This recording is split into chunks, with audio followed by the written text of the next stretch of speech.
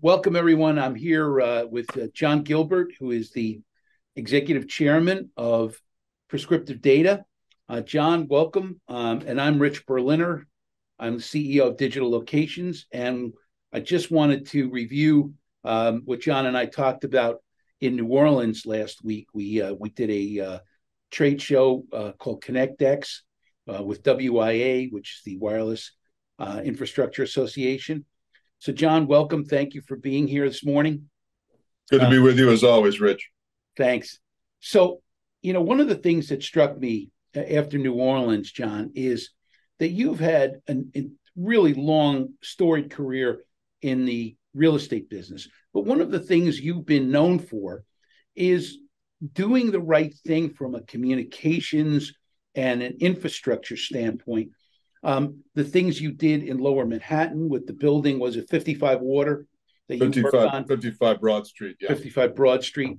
The theme has always been about better communications. And so what I kind of wanted to talk about is, why did that become a part of your career and about what you've become known for? And how did you hit on that as a concept? Well, Rich, I think it's in my DNA. My grandfather was a scientist at Bell Labs and is credited with actually designing the very first transatlantic telephone cable. And so I grew up as a kid. My dad was an engineer, and we had these cable cuts all around the house. And I was always fascinated by the fact that he was the guy that ultimately connected New York and London for the first time with TAT One, as it's named. It's still operable, actually. I think over 83 simultaneous calls could run on that cable. 83 whole calls, huh? Yeah. The Walter Wriston, when he was at the predecessor to Citibank, he would grab a channel and he'd have guys reading newspapers to each other back and forth. So he would be guaranteed to have that line to talk to his bankers in London while he was in New York. Wow. And so, from that beginning and being steeped in that culture from, your family ties, it seems like that's been a part of the things you've done with, you were probably one of the first guys to really load fiber into these buildings. You certainly have made sure that there was good cellular communications in those buildings. We can talk a little bit about, my favorite topic and our topic of CBRS, but, how does that relate to doing a good job for your real estate partners and for real estate tenants? Well, it's interesting, Rich. When you look at it, where carriers and the real estate owner are serving the same customer. And I've always believed that if we're not working together to enhance that experience and to enhance the level of bandwidth, the level of connectivity that those customers have, then neither one of us is doing our job. So when we launched 55 Broad Street, it was interesting. Bill Rudin was born in 1955. I was born in 1955. Sam Rudin built his first office building in 1955, and the first transatlantic telephone cable was connected in 1955. So it was this moment of, these two, grandsons coming together with this crazy idea of bringing quality real estate and global connectivity into a single package. And that really was, I've always believed that. I've always, continued to believe it. And, I think what the carriers in real estate need to do, and I've been saying this for 30 years, Rich, is to understand each other's problems and opportunities better in order to really focus on how we can ultimately serve the customer to the greatest extent possible. So in serving the customer to the greatest extent possible, you've made better communications a landmark, and certainly the Rudins kind of, played on that theme, that their buildings were always kind of the best set up for that.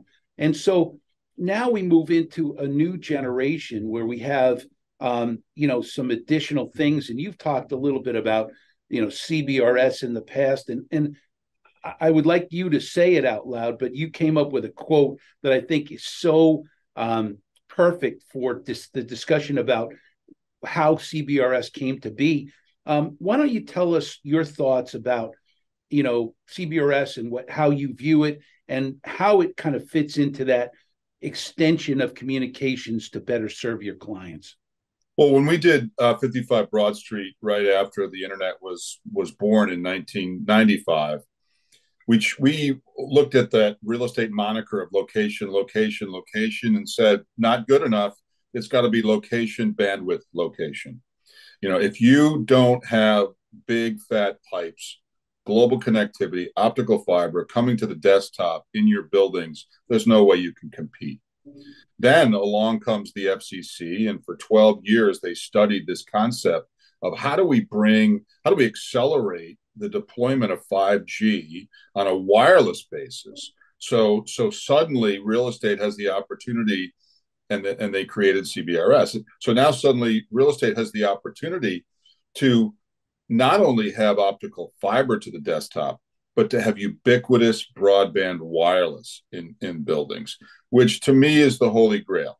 And the FCC has never given any gift to real estate, but this one is an amazing opportunity, an amazing gift.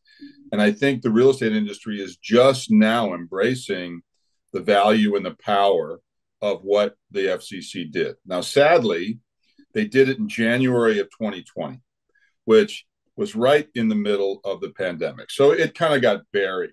And we had been watching this, for a good, 10 of those 12 years, understanding, trying to follow what the FCC was doing, trying to coax them. Can you guys move a little faster? Because we really need this. Because as you look at, it's not only about telephony and talking on the phone and having good cell service on the 44th floor of 345 Park or any other large office building, but it's about IoT, it's about decarbonization, it's about ultimately being able to have the infrastructure that doesn't compete with our tenants' wireless Wi-Fi networks, that's totally at a different end of the spectrum, the wireless spectrum, and yet gives us the ability to have more secure networks, more powerfully broadband networks, and then ultimately do all the things that property owners need to do from an Internet of Things standpoint to grab data throughout the building, not just as we walk in the door, but ubiquitously throughout the building, so that we can ultimately take that data and deliver the greatest experience possible to the tenant, utilizing the least amount of energy possible and generating the least amount of carbon possible. That is the holy grail. That is what property owners need to really focus on if they're really going to differentiate themselves in this market, which is a tough market for real estate right now, especially office. So here's an opportunity to utilize that spectrum, create products around it, and enhance experiences that are going to make people want to come back to work. Yeah. And so, John, I mean, that quote, the great gift that the FCC gave to real estate, just has always been there in my head. And you coined it. And I don't know that anybody else in the business sort of saw it that way until you came out and said that at some of the events that we've done together. But I think it's true. The other thing is, too, that you talk a lot about, I think, is the digital divide of the haves and the have-nots. And in real estate, we know it's the haves with good communications and the have-nots, but it's also, for the public, if you think about it, there are people that have good broadband connections, and there are people that have, just don't have broadband connections yet, around, not only in the US, but around the world. And so do you see that as a way that you can be effective in terms of bringing that idea to people's attention? Yeah, I'm happy to play that role because I really feel strongly that it is the right answer. And I think as we worked a little bit with the Adams administration during when they were just coming in, and was on one of the telecommunications task forces. And imagine if municipalities and states around the country would embrace CBRS. They've got that free license right now. And if they could partner with carriers to enhance the digital experience in our museums, in our schools, in our libraries, it's an unbelievable opportunity and truly, and this is where the FCC wanted to get to and did get to, is to unleash the power of this digital world and make it easy, inexpensive, and ubiquitous in a way that ultimately, if you've got a phone or if you've got an iPad or a laptop, that you could walk into any municipal building and boom, have a big fat pipe that could ultimately be delivering to you information, video, you know, and with enhanced security opportunities. You know, we can't lose sight of this whole cyber thing as AI comes in and we start stealing voices and, you call me Rich and it's, hey, John, it's Rich Berliner. I'm in trouble down in Costa Rica. Can you send me some money? It's your voice. They stole your voice. And I'm like, hey, Rich, I want to help you out, but is this really you? So 5G allows us to have security that can prevent that from happening. Yeah. And so now let's tie it together with what you're doing. You're executive chairman at Prescriptive Data. You have this product, Nantum. And so you spoke at the conference about the ability to not only collect data, but to be able to use it instantaneously to solve problems in that building. And so that's kind of the next part of the digital divide, if you will, is the ability to understand what's going on, but to do something about it. How do you view all that in terms of where Nantum is going and where you're going to get with that product? Well, a lot of people say that data is the new oil or the new gold. And I like to say, yeah, great, but it's crude oil. And you need good software to synthesize that oil, that crude oil, to make it useful. And unless we have, this is why CBRS is so important, because unless we have that ubiquitous wireless network that can grab data from the far, far corners of every building, bring it back to Nantum, which is the brain. We created a brain for buildings, ultimately organize that data, and then begin to correlate that data against other data sets. So what does that mean? So occupancy can influence fan speed that can ultimately decrease consumption of electricity and the decreased production of carbon.